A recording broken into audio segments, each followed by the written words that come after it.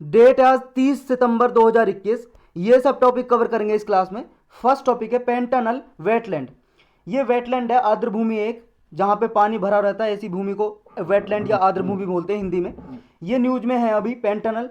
क्यों न्यूज में है? क्योंकि यहाँ पे देखो ड्रॉट की वजह से और डिवास्टेटिंग वाइल्ड फायर की वजह से यहाँ पे सूखा पड़ गई है और यहाँ पे जंगलों में आग लग गई है, जिसकी वजह से यहाँ पे जो जैगुआर रहता है, जैगुआर एक एनिमल है, इसको हम लास्ट में देखेंगे कैसा दिखता है, टाइगर की तरह दिखता है ये जैगुआर। इसको खतरा है कि ये यहाँ से लुप्त हो सकता है, यहाँ से इसको खतरा है, इसकी जनसंख्या पॉपुलेशन घट सकती है। ये कहाँ पे है पेंटानल वेटलैंड? देखो ये पहले वर्ल्ड मैप देखो आप। ये वर्ल्ड मैप देख रहे हो, ये ब्राज़ील है। ब्राज़ील के पास में यहाँ पे जो एरिया है, ये ब्राज़ील, बोलिविया, पेराग्वा, यहाँ पे इस ये लैंड है जो इसको बोलते हैं पेंटानल।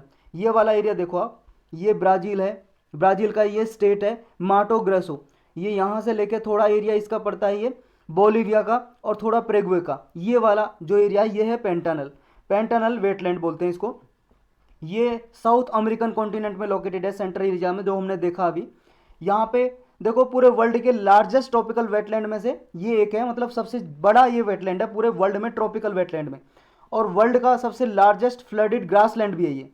सबसे देखो ट्रॉपिकल एरियाज का मतलब तो आप जानते होंगे, ये अपनी अर्थ है, ये 0 डिग्री इक्वेटर है यानी कि भूमध्य रेखा, और ये जो 23.5 डिग्री नॉर्थ और साउथ में इसका बीच वाला रीजन है, जो इसके बीच वाला रीजन, ये है ट्रॉपिकल एरियाज।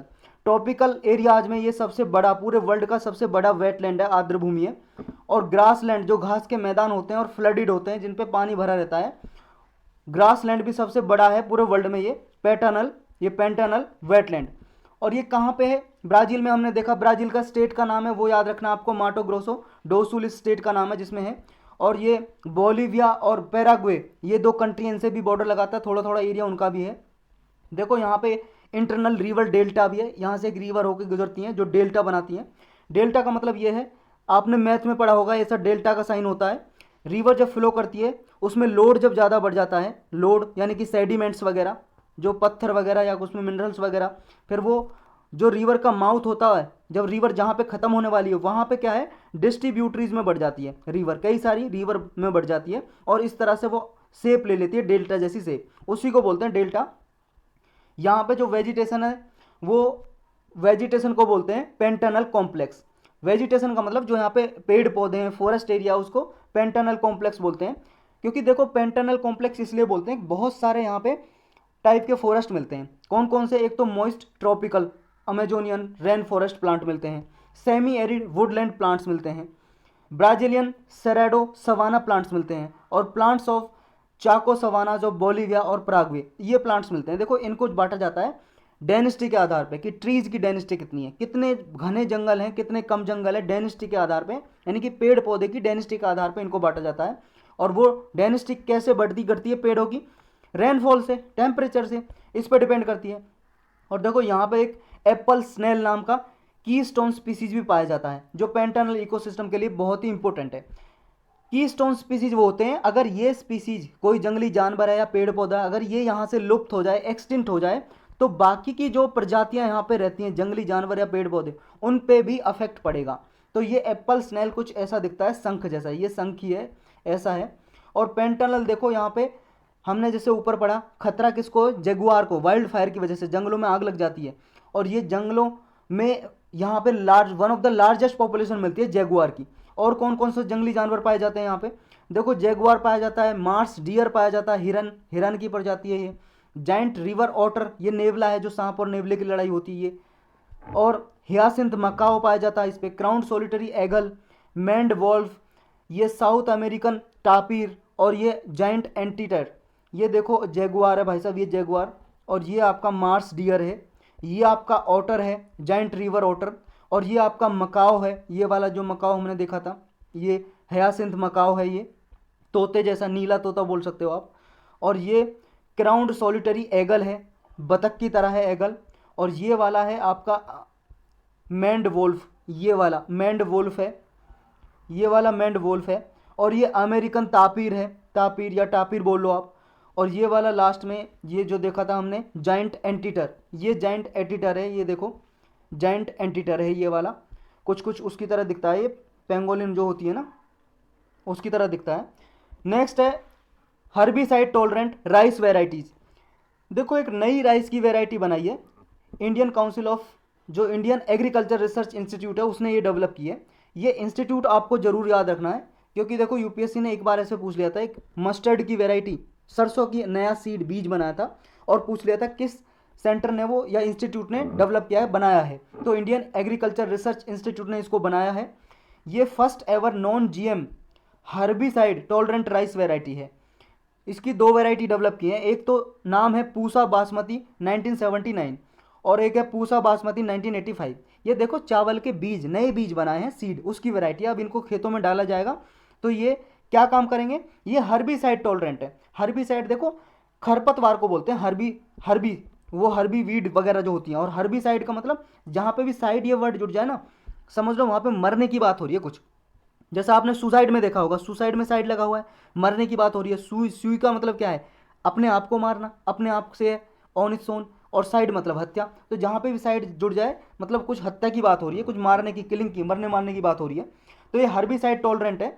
हर्बिसाइड देखो वो होते हैं जब खेत में खरपतवार, वीड, घास वगैरह बढ़ जाती है, जो क्रॉप कल्टीवेशन करते हैं किसान खेत में, जैसे गेहूं उगाया, गेहूं के साथ साथ और भी बहुत सारे पेड़ उग जाते हैं जो जरूरी नहीं है, जैसे घास उग गई या कोई और जई जैसे ऐसे वैरायटी होते हैं, पशुओं के चारे के लिए यूज होते हैं। लेकिन वो गेहूं की जो वैरायटी है, गेहूं की जो प्लांट है, पौधे हैं, उनको नुकसान पहुंचाते हैं, उनको बढ़ने नहीं देते। क्योंकि देखो खेत में जितना न्यूट्रिएंट है, साथ साथ में गेहूं तो ले ही रहा है, गेहूं का पेड़, लेकिन साथ साथ में ये वीड खरपतवार है जो ये भी तो ले रही है न्यूट्रिएंट को।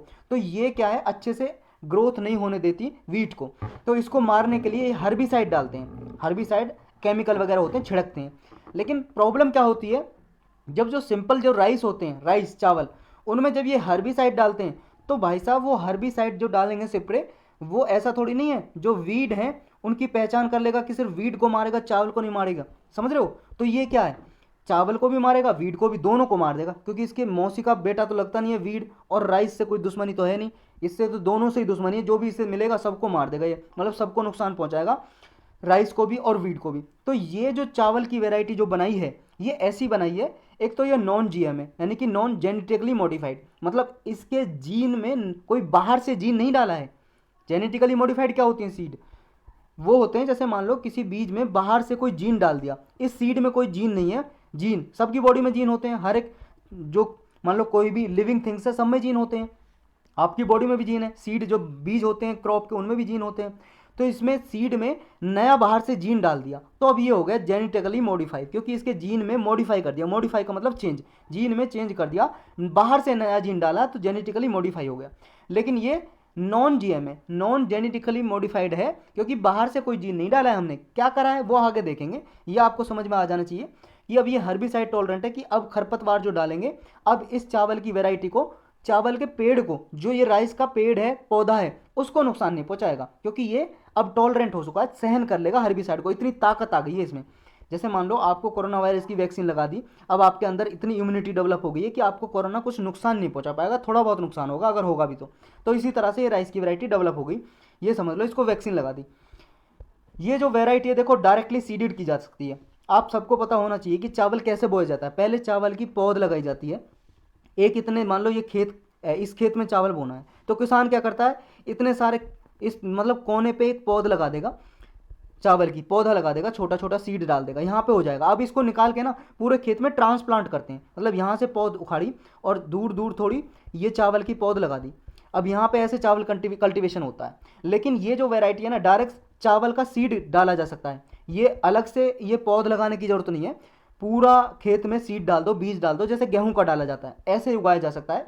अब इससे फ़ायदा ये होगा कि वाटर सेव होगा, जो वाटर जितनी ज़रूरत थी चावल को पहले जो लगाते थे ट्रांसप्लांट करके, वो अब वाटर की जो इसमें कम जरूरत पड़ेगी, और लेबर की जरूरत भी नहीं पड़ेगी। क्योंकि भाई साहब जब ये पौध लगानी होती थी तो यहाँ से उखाड़ के आदमी भी तो चाहिए, लेबर भी तो चाहिए, यहाँ जब लगाएंगे इसको, अब लेबर की जरूरत पड़ेगी नहीं, क्योंकि डायरेक्ट सीड यहीं पे डाल दिया, जगह जगह दूसरे पे या मशीन से डाल दिया, तो अब ना लेबर की जरूरत पड़ेगी और ना ही इसमें इतने ज़्यादा पानी की जरूरत है, जितने पहले थी कम पानी की जरूरत होगी। जो ये Indian council of agriculture research है, इसका ये रिसर्च इंस्टीट्यूट है, ये डीम्ड यूनिवर्सिटी है एक। तो न्यू वेराइटी ऑफ राइस जो बनाई है, इसके बारे में थोड़ा और पढ़ लेते हैं कैसे चेंज किया इसमें। देखो म्यूटेटेड एसेटोलैक्टेट सिंथेज, ये जीन वेराइटी, इसमें जीन है, देखो जो इसमें ऑलरेडी एक जीन था जिसका नाम है एसेटोलैक्टेट सिंथेज, ये जीन का नाम याद करना आपको जरूरी है, बिल्कुल जरूरी है, ALS शॉर्टकट में, या एसेटोलैक्टेट सिंथेज। इस जीन को क्या है, मुटेट कर दिया है। मुटेट का मतलब है चेंज कर दिया उसी के अंदर। तो अब ये जब स्प्रे करते थे फार्मर, हर्बिसाइड का नाम है, जो केमिकल डालते थे उसका नाम है इमेजेथापीर। ये एक हर्बिसाइड है, मतलब जो वीड है, खरपतवार है, घास वगैरह होती है, उसको कंट्रोल करने के लिए डालते थे ताकि घास वगैरह मर जाए और जो हमारा खेती है वो सही चलती रहे। लेकिन ये इमेजेथापीर जो पौधे थे चावल वगैरह को, उनको भी नुकसान पहुंचाता था। लेकिन जो नई वेराइटी बनाई है ये इमेजेथापीर, अगर हर्बिसाइड डालेंगे तो ये चावल को नुकसान नहीं होगा, पैडी को। सिर्फ ये किसको मारेगा, वीड को ही मार पाएगा, चावल को कोई नुकसान नहीं होगा। ये इससे फायदा होगा, यानी कि ये टॉलरेंट हो गया, सह सकता है हर्बिसाइड को, ऐसा प्लांट हो गया। ये इसलिए इंपॉर्टेंट है, देखो इसमें ना कोई भी फॉरेन जीन नहीं डाला गया है। अगर फॉरेन जीन डाला होता, यानी कि बाहर से, जैसे ये सीड है चावल का, ये चावल का बीज है, अगर इस चावल के बीज में बाहर से डाला होता कोई जीन, तो ये जेनेटिकली मॉडिफाइड हो जाता।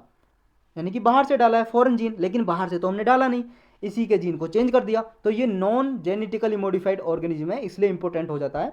नेक्स्ट अपना टॉपिक है जोजिला टनल। टनल का मतलब होता है सुरंग, जमीन को खोद के रास्ता बना देते हैं, उसे बोलते हैं टनल या सुरंग। ये जोजिला टनल अभी न्यूज में है। ये देखो श्रीनगर से लेह के बीच में टनल बनाई है।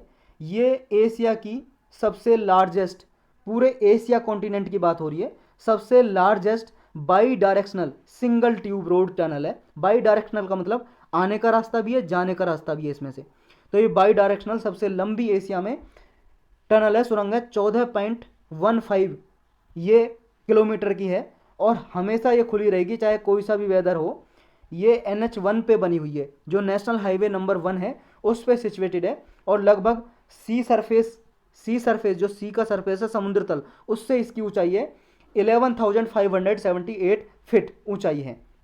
तो ये हमने देख लिया, NH1 पे ये बनी हुई है, श्रीनगर से लेह जाएगी, जो पहले 3.5 घंटे, ये पहले मतलब 3.25 घंटे लगते थे, अब 3.5 घंटे लगेंगे, 15 मिनट का टाइम बच जाएगा इससे। और ये हमने देख लिया, 14.15 किलोमीटर लंबी है। नेक्स्ट है एल्डर लाइन। एल्डर लाइन का मतलब है, एक देखो टोल फ्री नंबर बनाया है एल्डरली पीपल के लिए, जो बुजुर्ग लोग होते हैं अपनी समस्या को इस टोल फ्री नंबर पे बता सकते हैं, तो गवर्नमेंट उनकी सहायता करेगी। जैसे पुलिस का नंबर होता है ना 100 हेल्पलाइन नंबर, ऐसे ये एल्डरली पीपल के लिए बना दिया 14567। इस नंबर को आप नोट करके रख सकते हो। आपके आसपास कहीं पे भी किसी बुजुर्ग को परेशान किया जा रहा हो तो आप इस नंबर पे कंप्लेंट कर सकते हो, तो इस पे सहायता की जाएगी। मान लो कोई पेंशन इशू है, किसी की पेंशन नहीं मिल रही है, या कोई लीगल इशू है बुजुर्ग को, मतलब कोई केस वगैरह से रिलेटेड केस है, कोई चल रहा है पुलिस वगैरह में केस, या इमोशनल सपोर्ट चाहिए, घर से बच्चों ने बाहर निकाल दिया, या उन्हें के पास घर नहीं है रहने के लिए, या उन्हें गाली गलौज की जाती है, उनके साथ अब्यूज किया जाता है, कोई भी परेशानी हो एल्डरली पीपल की, बुजुर्ग लोगों की, इस पे आप डायल करके नंबर पे बता सकते हो, ये आप नोट करके रख सकते हो। नेक्स्ट है world maritime day. World maritime day देखो हर साल 30 सितंबर को मनाया जाता है, इस साल भी मनाया गया एनुअली। किस लिए मनाया जाता है, देखो ये एक अपॉर्चुनिटी देता है, मौका देता है, जो भी इंटरनेशनल मैरीटाइम ऑर्गेनाइजेशन के रूल्स वगैरह हैं, जो भी ये मैरीटाइम सिक्योरिटी के लिए स्टैंडर्ड बनाती है, गाइडलाइंस जारी करती है, उनकी इंपॉर्टेंस के बारे में लोगों को बताना, अटेंशन करना, इसलिए ये मनाया जाता है। इस साल की जो थीम थी 2021 की, वो ये है seafarers at the core of shipping's future. Next topic है डिजर्टिफिकेशन। डिजर्टिफिकेशन का मतलब क्या होता है, देखो डिजर्ट का मतलब होता है रेगिस्तान। रेगिस्तान आप जानते हो, रेत के मैदान, बहुत रेत होता है जहाँ पे पेड़ पौधा कुछ नहीं उगता, वो है डिजर्ट। और डिजर्टिफिकेशन, डिजर्ट ज़्यादा फैलना, कैसे फैलता है, क्या कारण होते हैं डिजर्टिफिकेशन के, देखो जहाँ पे बारिश कम होती हो, यानी कि एक कारण है डिफॉरेस्टेशन, यानी कि पेड़ों को, जंगलों को काट दिया जाता है वहाँ से। जब पेड़ों को काट दिया जाता है तो वहाँ पे बारिश कम होती है, बारिश कम होती है तो लैंड डिग्रेडेशन हो जाता है। लैंड डिग्रेडेशन या फिर ओवर ग्रेजिंग एक कारण है। ओवर ग्रेजिंग मतलब ग्रेजिंग होता है पशुओं को चराना, पशुओं को चराते हैं खुले में, वो गाय घास को चर जाते हैं, वो मिट्टी में जो घास उग रही होती है, अगर ज़्यादा बारिश होगी वहाँ पे तो वो घास मिट्टी को डिग्रेड नहीं होने देती, सॉइल इरोजन नहीं होने देती। अब जब बारिश होगी तो सॉइल इरोजन हो जाएगा, क्योंकि घास तो सारे पशु चर गए। तो ये भी एक कारण है ओवर ग्रेजिंग, डिफॉरेस्टेशन, ये है, इनकी वजह से लैंड डिग्रेड हो जाती है। और लैंड डिग्रेडेशन ही क्या है, डिजर्टिफिकेशन है। ये और भी बहुत सारे कारण हैं, अभी न्यूज में क्यों है, देखो पंजाब विधानसभा, जो पंजाब की स्टेट लेजिस्लेटिव असेंबली है, उसकी एक कमेटी है, वो कमेटी क्या है, ये स्टडी करने के लिए बैठाएगी कि जो वाटर टेबल डिप्लीशन हो रहा है इसके भाई साहब, इसके बारे में आप स्टडी करो, अध्ययन करो, और नेक्स्ट 25 ईयर में डिजर्ट कितना होगा, रेगिस्तान कितना होगा इसकी वजह से, ये आप पता लगाओ। देखो वाटर टेबल आप सब लोग जानते हो, ज़मीन खोद के जब हम पानी निकालते हैं तो ये ज़मीन खोदने के बाद जितने मीटर पे या जितने फिट पे पानी निकलता है उसी को बोलते हैं वाटर टेबल। ज़मीन खोद के पानी निकालते हैं ना, ट्यूबवेल वगैरह लगा देते हैं, जितने लेवल पे जितने फुट नीचे ज़मीन के पानी मिलता है वही है वाटर टेबल, यानी कि सेचुरेशन पॉइंट आ जाता है वाटर का। तो ये अभी ऐसा प्रिडिक्ट किया गया। देखो इससे पहले एक कमेटी और बैठी थी और एक रिपोर्ट दी थी पंजाब गवर्नमेंट ने, जिसका नाम था state of the world report 1998। ये कहा था कि पंजाब में वाटर टेबल घटता जा रहा है, और वाटर टेबल जब नीचे जा रहा है पानी का लेवल, ये ऐसा कहा था कि 25 ईयर में ये जो पंजाब में जो भी मान लो एक्वीफर है जहाँ से ज़मीन खोद के पानी वगैरह निकालते हैं, ये 2025 तक आते आते डिप्लीट हो जाएंगे, इनमें पानी ख़त्म हो जाएगा। तो वाटर की सिचुएशन है क्या पंजाब में, देखो पंजाब में ऐसी सिचुएशन है अभी 138 ब्लॉक में से 109 ब्लॉक में ऑलरेडी डार्क और ओवर एक्सप्लोटेड जोन हो चुके हैं। मतलब यहाँ पे जो ग्राउंड वाटर एक्सट्रैक्शन है वो 100% से ज़्यादा हुआ है। मतलब यहाँ पे बहुत ज़्यादा एक्सट्रैक्शन किया है, ट्यूबवेल वगैरह लगा के, ट्यूबवेल वगैरह लगाया है तो पानी ज़्यादा निकाला है। वाटर टेबल यहाँ से ये लगा लो, पानी बिल्कुल ख़त्म सा ही हो गया है यहाँ पे। नेक्स्ट कैटेगरी है कि डार्क और क्रिटिकल जोन, यहाँ पे 90 से 100% वाटर बिल्कुल ख़त्म हो चुका है। नेक्स्ट आता है सेमी क्रिटिकल, यहाँ पे 70 से 90% एक्सट्रैक्ट कर लिया है। ये देखो मतलब जितना पानी है ना इतना एक्सट्रैक्ट कर लिया है, यहाँ से निकाल लिया है, पानी निकाल लिया है, एक्सट्रैक्ट कर दिया, उसके हिसाब से ये कैटेगरी बांटी गई हैं। इसका मतलब ये है 80% जो ब्लॉक है स्टेट में वो ऑलरेडी या तो ड्राई हो चुके हैं या 4% ड्राई होने के कगार पे हैं, मतलब वो उनमें पानी ख़त्म होने वाला है।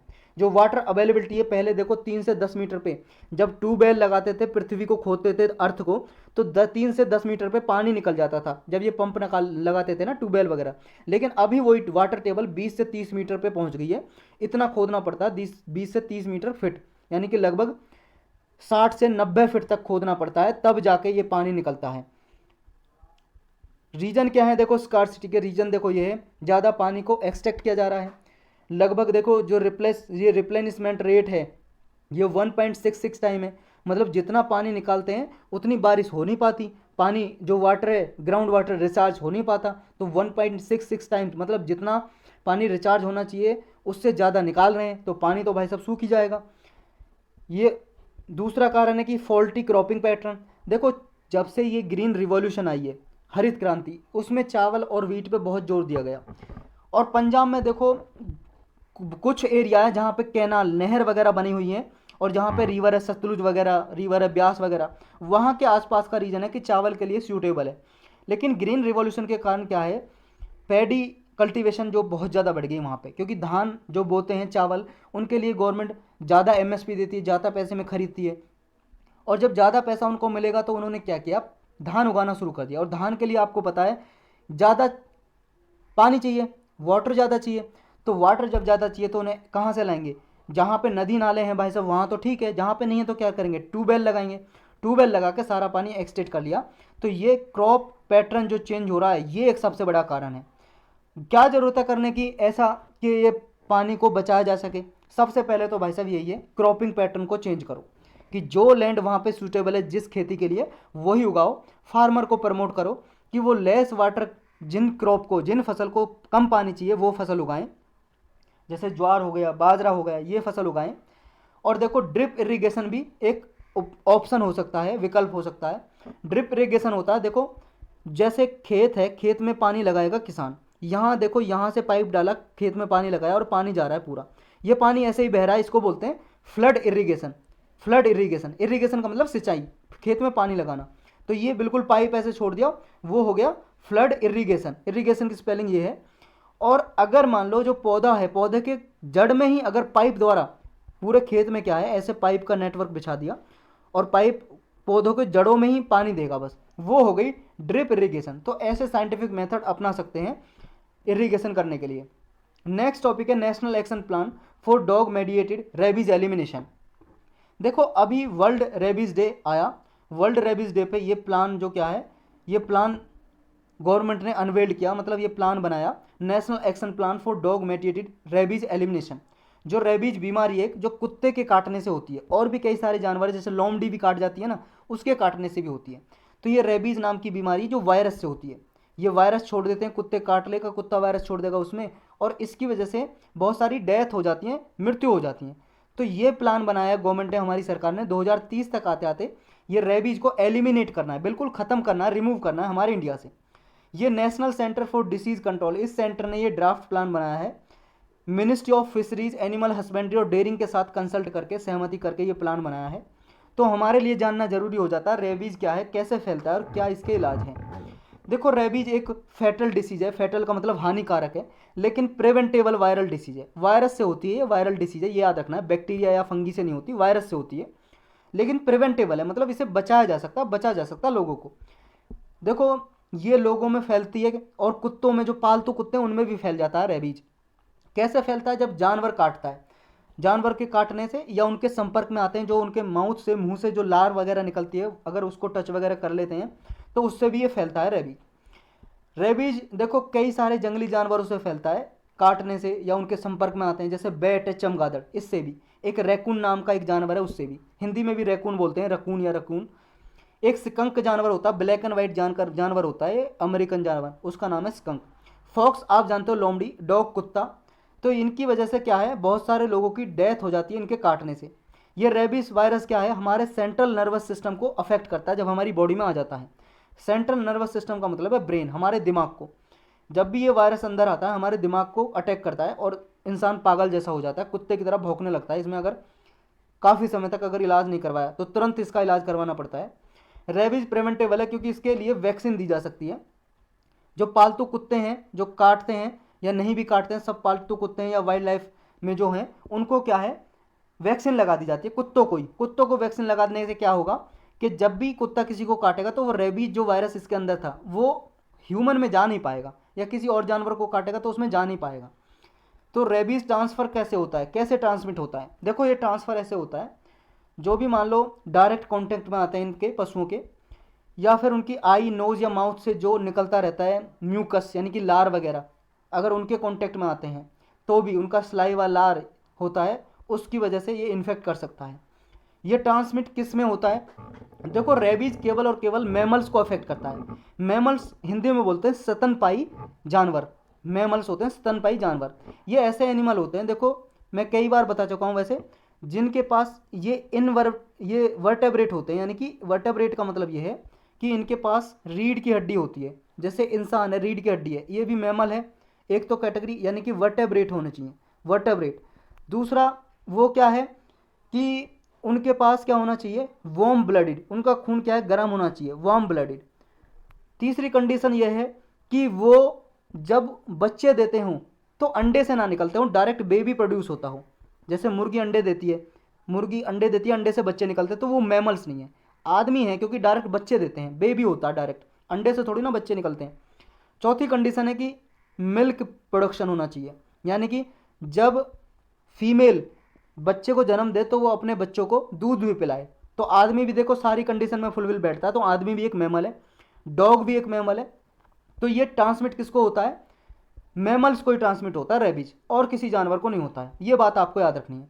इंडिया में रेबीज की कंडीशन क्या है? देखो, हर साल इंडिया में 20,000 रेबीज की वजह से लोग मर जाते हैं, और हर साल रेबीज की वजह से लगभग पूरे वर्ल्ड वाइड 59,000 लोगों की डेथ हो जाती है। अब देखो, 1/3 पीपल तो इंडिया में ही मर जाते हैं रेबीज की वजह से, और 40% जिनकी एज अंडर 15 होती है जो रेबीज की वजह से मरते हैं। 15 साल से भी कम उम्र के बच्चे मर जाते हैं रेबीज की वजह से, 40%। रेबीज देखो हमारे इंडिया में मॉर्बिडिटी और मोर्टेलिटी, डेथ का बहुत ही बड़ा कारण है, और थ्रू आउट द कंट्री हमारे एंडेमिक एक बीमारी है रेबीज। देखो, अंडमान निकोबार और लक्षद्वीप आइलैंड को अगर छोड़ दें तो लगभग हर एक स्टेट और यूनियन टेरिटरी में रेबीज के केस मिलते हैं हमारे इंडिया में। 96% जो मोर्टेलिटी और मॉर्बिडिटी यानी कि जो डेथ होती है ना रेबीज की वजह से, उनमें से 96% डॉग बाइट करने के से होती हैं, कि कुत्ते के काटने से रेबीज अधिकतर 96% डेथ कुत्ते के काटने से होती हैं। तो ये बस इसमें याद रखना, और इतने टॉपिक थे नहीं, एक और है यार, ये है anti defection law. Anti defection law देखो बहुत बार हमने पढ़ा हुआ है, और इसके लिए स्पेशल लेक्चर पॉलिटी की प्लेलिस्ट में बना हुआ है, तो डिटेल में आप वहाँ पे देखना, मैं जल्दी से बताऊंगा इसको, और ब्रीफली हम डिस्कस करेंगे। अभी न्यूज़ में इसलिए एक इंडिपेंडेंट एमएलए हैं, आज़ाद एमएलए हैं, विधायक हैं, कहाँ के, गुजरात का एक कंस्टिट्यूंसी एरिया है वादगम, वादगम से ये एमएलए हैं, इंडिपेंडेंट एमएलए, जिनका नाम है जिग्नेश मवानी। जिग्नेश मवानी ने अभी प्लेज की कि वो कांग्रेस पार्टी को सपोर्ट करेंगे, ये प्रतिज्ञा की, लेकिन इन्होंने फॉर्मली कांग्रेस पार्टी को ज्वाइन नहीं किया। तो कांग्रेस पार्टी को ज्वाइन नहीं किया, इन्होंने कहा कि मैंने सिर्फ कांग्रेस पार्टी की आइडियोलॉजी, विचारधारा को मैंने ज्वाइन किया, विचारधारा को मैं प्रमोट करता हूँ, लेकिन मैंने कांग्रेस को ज्वाइन नहीं किया है। तो यहाँ पे 10th शेड्यूल हमारा आ जाता है कि जब भी कोई पॉलिटिकल पार्टी दूसरी पार्टी, मतलब एक पॉलिटिकल पार्टी से कोई उम्मीदवार चुना है और वो दूसरी पॉलिटिकल पार्टी को ज्वाइन कर लेता है, तो उसका डिसक्वालिफिकेशन, मेंबरशिप रद्द हो सकती है। डिसक्वालिफिकेशन का मतलब रद्द, मेंबरशिप रद्द हो सकती है हाउस से। या कोई इंडिपेंडेंट कैंडिडेट भी जब दूसरी पार्टी को ज्वाइन करता है तो उसके मेंबरशिप सदस्यता रद्द हो सकती है। तो इसलिए 10th शेड्यूल यहाँ पे आया। अब 10th शेड्यूल को पढ़ते हैं क्या। देखो हमारे कॉन्स्टिट्यूशन में इसको एंटी डिफेक्शन लॉ भी बोलते हैं 10th शेड्यूल को। 10th शेड्यूल देखो, जब हमारा संविधान बना था तो 8 ही शेड्यूल थे, बाद में अब 12 शेड्यूल हो गए। जो 10th शेड्यूल है ये देखो 52nd अमेंडमेंट एक्ट किया हमारे संविधान में और 1985 में इसको जोड़ा 10th शेड्यूल को। इसमें यह था कि जो भी मान लो पॉलिटिकल पार्टी से चुन के आया कोई कैंडिडेट और चेंज करता है तो इनको रद्द किया जाएगा इनकी मेंबरशिप। इसमें देखो चाहे कोई इंडिपेंडेंट एमएलए हो चाहे कोई और पार्टी हो, सब पे ये लागू होता है। ये लॉ कवर करता है, 3 कंडीशन है इसमें। देखो जैसे अगर कोई मान लो एक पार्टी से चुन के आया है, मान लो कांग्रेस से चुन के आया है कोई कांग्रेस से, और वो कांग्रेस से चुन के आने के बाद वो बाद में बीजेपी पार्टी को ज्वाइन कर ले तो उसकी मेंबरशिप रद्द हो सकती है। या फिर कोई इंडिपेंडेंट आज़ाद भी लड़ा है, किसी पार्टी में शामिल नहीं हुआ, आज़ाद उम्मीदवार लड़ा है और जीत गया, इंडिपेंडेंट कैंडिडेट, तो जब बाद में वो जीतने के बाद अगर कोई पॉलिटिकल पार्टी ज्वाइन कर लेता है तो उसकी मेंबरशिप रद्द की जा सकती है। अगर कोई मान लो कैंडिडेट ऐसा है कोई पॉलिटिकल पार्टी के विरुद्ध, मतलब वॉलंटरी पार्टी की पॉलिटिकल, मतलब कोई जैसे मान लो कांग्रेस से चुन के आया और कांग्रेस की उसने मेंबरशिप छोड़ दी, समझ रहे हो, तो भी वो उसकी मेंबरशिप रद्द हो सकती है। या फिर वो मान लो वोटिंग हो रही है हाउस में, लोकसभा में या राज्यसभा में, या स्टेट लेवल की बात है तो विधानसभा में स्टेट लेजिस्लेटिव असेंबली में, तो अगर वो जिस पार्टी से चुन के आया उस पार्टी के अगेंस्ट वोटिंग करता है किसी बिल पे या किसी रिजोल्यूशन पे, नोटिस पे, तो भी उसकी मेंबरशिप रद्द हो सकती है। तीसरा कारण यह है कि अगर कोई मान लो, ये तो इलेक्टेड कैंडिडेट के लिए हो गया, समझ गए, और एक कंडीशन है कि नॉमिनेट कैंडिडेट के लिए। देखो राज्यसभा में 12 कैंडिडेट नॉमिनेट होते हैं, नामांकित करते हैं, वो इलेक्शन नहीं होता उनका, प्रेसिडेंट नॉमिनेट करते हैं उनको टाइम दिया जाता है 6 मंथ का। जब भी वो नॉमिनेट किया जाता है मेंबर बन के पार्लियामेंट के, राज्यसभा के, 6 महीने के अंदर कोई भी पॉलिटिकल पार्टी में वो ज्वाइन कर सकते हैं, उनकी मेंबरशिप रद्द नहीं होगी। अगर 6 महीने के बाद करेंगे तो मेंबरशिप रद्द हो सकती है। तो ये डिसक्वालिफिकेशन का मैटर है एमएलए एमपी का। इसे सॉल्व कौन करता है, इसे करते हैं प्रिसाइडिंग ऑफिसर। लोकसभा में तो लोकसभा के स्पीकर, राज्यसभा में तो राज्यसभा के चेयरमैन, विधानसभा में स्टेट लेजिस्लेटिव असेंबली में तो उसके स्पीकर। ये डिसाइड करते हैं कि मेंबर को डिस्क्वालीफाई करना है या नहीं करना। देखो कोई टाइम फ्रेम नहीं दिया हुआ हमारे संविधान में कि इतने टाइम के अंदर अंदर कि डिस्क्वालीफाई रद्द करनी है उसकी मेंबरशिप, कोई टाइम पीरियड नहीं है, ये बात याद रखनी है। हमारे संविधान में जब ये एंटी डिफेक्शन लॉ बनाया था तो उसका टाइम पीरियड नहीं दिया हुआ कि इतने टाइम के अंदर अंदर उसकी मेंबरशिप रद्द करी जाएगी। लेकिन सुप्रीम कोर्ट ने लास्ट ईयर ये बोला कि एंटी डिफेक्शन के जो भी केसेज हैं वो 3 महीने के अंदर अंदर डिसाइड करने चाहिए स्पीकर को, लोकसभा का स्पीकर हो या चेयरमैन हो राज्यसभा का, 3 महीने के अंदर अंदर वो इस सॉल्व करेंगे इन केसेस को। यानी कि मेंबरशिप रद्द करनी है तो 3 महीने के अंदर करो, नहीं करनी है तो 3 महीने के अंदर ही डिसीजन लो। तो ये हमारे संविधान में कहीं पे नहीं दिया हुआ, बस सुप्रीम कोर्ट ने बोला है।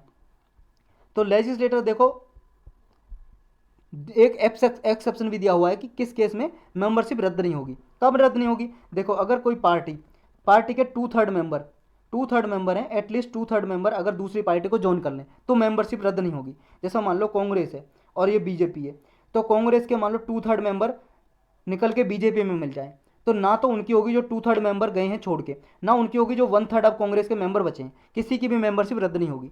अगर 2/3 से ज़्यादा भी करते तब भी नहीं होगी, कम से कम एटलीस्ट 2/3 मेंबर ज्वाइन करते हैं दूसरी पार्टी को, जब मेंबरशिप रद्द नहीं होगी किसी भी मेंबर की। दूसरा केस ये है जब भी कोई प्रेसाइडिंग ऑफिसर होता है, जैसे स्पीकर हैं, लोकसभा के स्पीकर बने, वो वॉलंटरी अपनी पार्टी को गिव अप कर सकते हैं। गिव अप का मतलब छोड़ सकते हैं। जैसे बीजेपी से चुन के आए और वो स्पीकर बन गए लोकसभा के अध्यक्ष, तो वो पार्टी की मेंबरशिप को छोड़ सकते हैं, उनकी मेंबरशिप रद्द नहीं होगी बिल्कुल भी, और दोबारा से ज्वाइन कर सकते हैं वो पार्टी को जब वो ऑफिस से सीज हो जाए, मतलब ऑफिस उनका खत्म हो जाए स्पीकर का। तो यही था इसमें।